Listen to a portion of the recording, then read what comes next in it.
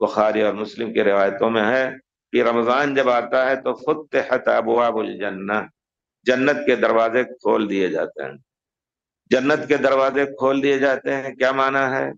यानी ये कि जिस तरह एक उलमा ने मिसाल दी है, अल्लाह ताला की मेहरबानी है और जन्नत में ज्यादा से ज्यादा अल्लाह ताला लोगों को दाखिल करता है।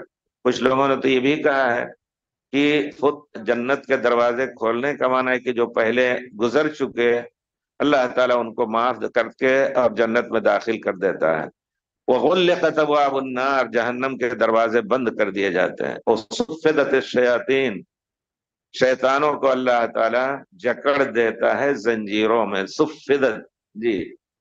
वइन्नमा तुफ़त्तहु अब्वाबुल जन्नह फ़ी हाज़ा अश-शहर लिकथरतिल अमालिस सालिहा, कहते हैं इस वजह से कि लोग अल्हम्दुलिल्लाह जन्नत का दरवाजा खुलता है, लोगों को अल्लाह ताला की तरफ से एक खास रगबत होती है इस रमजान में ज्यादा से ज्यादा इबादत करने की।